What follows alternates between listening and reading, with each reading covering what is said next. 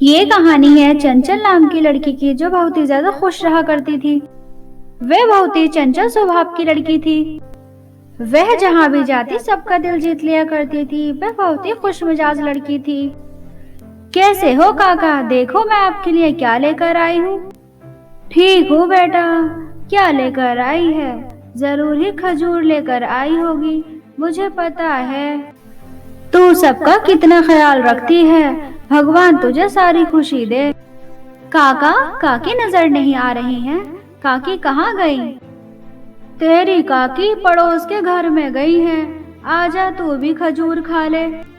नहीं नहीं काका, अभी मेरे पास समय नहीं है, बाद में आकर खाऊंगी।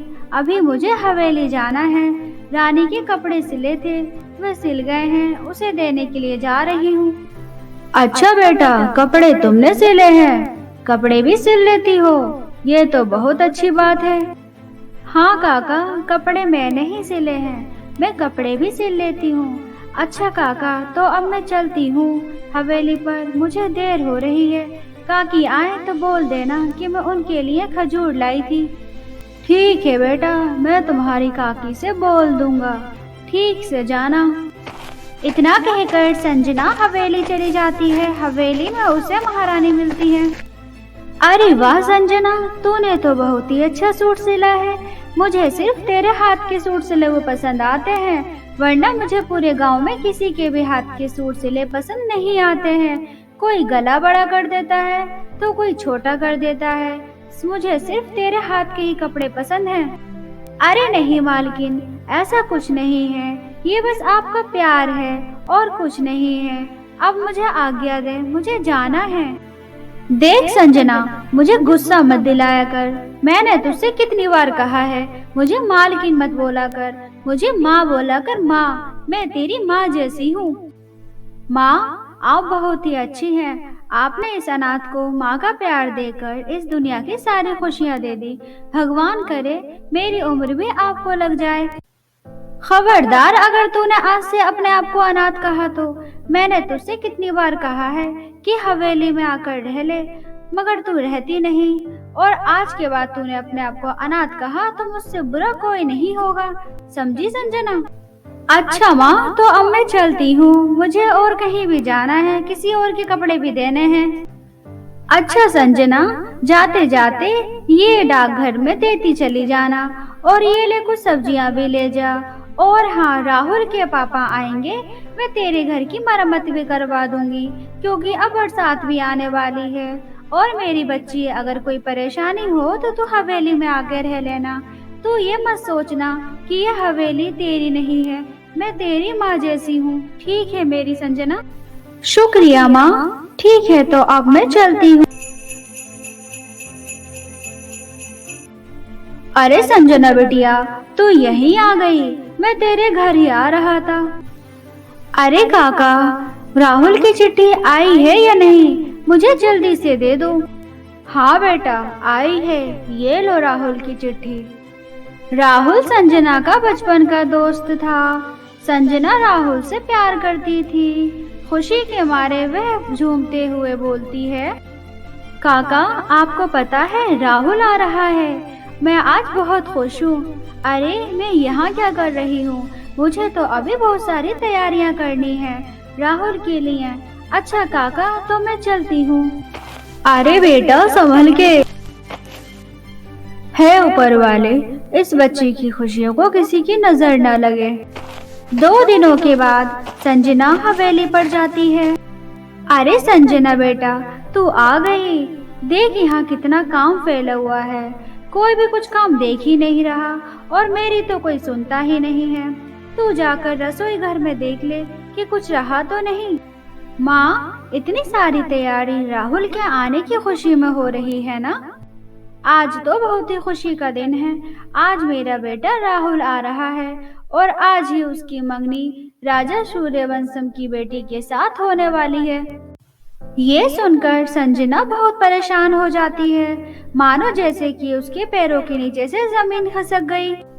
जाओ संजना, थोड़ी सी देख रेख कर लो, हवेली में किसी चीज की कमी तो नहीं रही। नहीं, ऐसा कैसे हो सकता है माँ? क्या हुआ संजना? क्या नहीं हो सकता?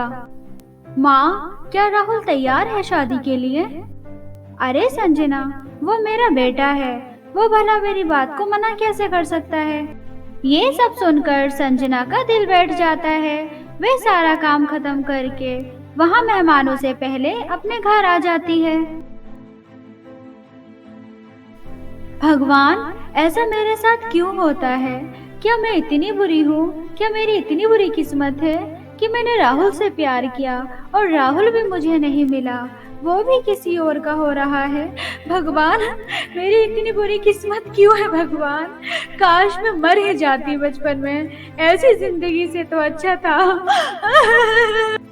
संजना रोते रोते सो जाती है। जब अगली सुबह होती है, संजना, संजना दरवाजा खोलो, देखो मैं आया हूँ। संजना दरवाजा खोलो। राहुल, तुम्हारा राहुल। राहुल, तुम यहाँ क्यों आए हो? चले जाओ यहाँ से। संजना, तुम्हें पता था कि मैं आ रहा हूँ। हवेली में सभी लोग आए थे, पर तुम मुझसे मिलने नहीं आई। क्यों? तुम मुझसे मिलने क्यों नहीं आई? मैंने तुम्हारा कितना इंतजार किया, सारे मेहमान वहाँ मौजूद थे, पर मुझे तुम कहीं भी नहीं दिखाई दी।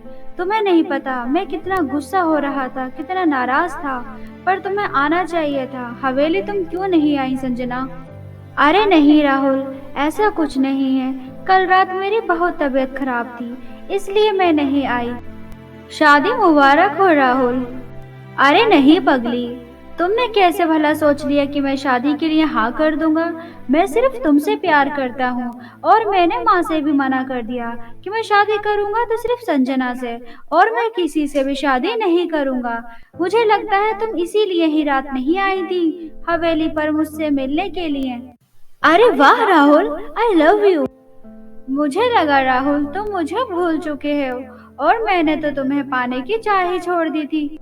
अरे पगली, तुम्हें ऐसा कैसे लगा कि मैं तुम्हें भूल जाऊंगा? मैं ये दुनिया छोड़ सकता हूँ, पर तुम्हें कभी नहीं छोड़ सकता। अब चलो कहीं घूमने चलते हैं। चलो मेरे साथ, हम लोग पार्क में चलते हैं। राहुल और संजना घूमने के लिए चले जाते हैं। वे सारे गांव, जंगल, पहाड़ और नदी, पार्क सब में घूमते हैं। जब ये बात महारानी को पता चलती है तो वह जाकर संजना के घर में संजना को बहुत ही खड़ी खोटी सुनाती है और कहती है, मुझे तुझसे ये उम्मीद नहीं थी संजना। मैंने तुझसे कितना प्यार किया, बेटी जैसा सम्मान दिया तुझे, एक अनाथ को माँ का सहारा दिया, और तूने मेरे साथ ही विश्वासघात किया। तुझे पूरे गांव में कोई और नहीं मिला जो तूने मेरे राहुल बेटे पर ही नजर डाली। सही कहा है किसी ने, गरीबों को सर पे चढ़ाना ही नहीं चाहिए। और वैसे भी मुझे पता है तू मेरी सारी प्रॉपर्टी के चक्कर में तूने मेरे बेटे को फंसाया है। सही हुआ तेरी माँ बचपन में मर गई, अगर वो अब होती तो ये सब देख कर मर जाती। भगवान ने सही किया। और वैसे भी तुझ जैसी नीच को मैं अपने घर की बहू बना लूं, ये सोच मत लेना, क्योंकि मैं तुझे अपने घर की बहू कभी नहीं बनाऊंगी। अरे नहीं माँ, आपको गलत फहमी हुई है, ऐसा कुछ नहीं है, मेरा ऐसा इरादा नहीं है माँ। खबरदार जो मुझे माँ कहा, माँ नहीं मालकिन बोलो। तू सिर्फ नौकरानी है, नौकरानी। अरे तू तो नौकरानी के लायक भी नहीं है, नौकर भी वफादार होते हैं। तू तो नागिन है, नागिन। मेरे घर की बहू मैं किसी अनाथ को तो बनने दे नहीं सकती, और मेरे जीते जी तो ये हो नहीं सकता। और हाँ, इस गांव को छोड़ के अब तू चली जा, यही तेरी भलाई है।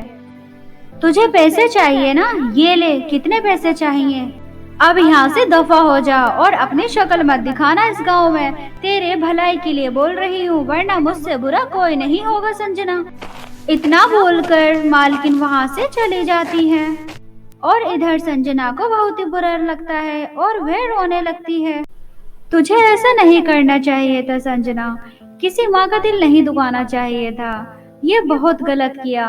तुझे जीने का कोई हक नहीं। हाँ, मुझे जीने का हक नहीं है। संजना नदी की तरफ चली जाती है। वह नदी में कूद ही रही होती है, तभी उसे एक परी देख लेती है। रुक जाओ प्यारी लड़की, तुम नदी में क्यों कूदना चाह रही थी? और वैसे भी ये जिंदगी बहुत ही प्यारी है, ये भगवान का दिया हुआ तोहफा है। हमें ऐसा नहीं करना चाहिए, हमें कोई हक नहीं कि हम अपनी जान लें। और वैसे भी जिंदगी में कष्ट तो आते जाते रहते हैं, तुम मुझे बताओ तुम्हारी क्या परेशानी है। फिर संजना परी को सारी बातें बताती है। अब आप ही बताओ परी जी, मैं क्या करूं? मैं राहुल के बिना नहीं रह सकती। राहुल की माँ को सिर्फ तुमसे ये परेशानी है कि तुम गरीब हो। कितनी गंदी सोच है। कितनी अच्छा था ये पृथ्वी लोक जब हम लोग यहाँ रहा करते थे। हमने कितने प्रेम स्वभाव से इसे सींचा था, और अब यहाँ जाति, ऊंच नीच, भेदभाव होने लगे हैं। ये सब देखकर बहुत ही बुरा लगता है। तुम चिंता मत करो, ये लो जादुई फ्रॉक और चूड़ी सैंडल। ये जादुई गाउन है। इस गाउन को पहनकर तुम दुनिया की सबसे खूबसूरत लड़की बन जाओगी, और ये चूड़ियाँ, इसकी खनखनाहट से लोग तुम्हारे दीवाने हो जाएंगे, और इस जादुई सैंडल से तुम्हारे सारे रास्ते आसान हो जाएंगे। संजना उस गाउन और सैंडल चूड़ी को लेकर अपने घर आ जाती है और वह उसे खुशी खुशी पहन लेती है। संजना गाउन को पहनकर हवेली जाती है। तुम्हारी हिम्मत कैसे हुई हवेली में आने की? संजना चूड़ी खनखनाती है और मालकिन का गुस्सा ठंडा हो जाता है। अरे संजना बेटा, आज कितनी खूबसूरत लग रही हो, बिल्कुल परी जैसी। आओ बेटा, मेरे पास आओ। और हाँ, मैं तुम्हारी शादी राहुल के साथ कराऊंगी, ये मेरा वादा है। और कुछ ही दिनों में राहुल और संजना की शादी हो जाती है। वह सब बहुत ही खुश होते हैं।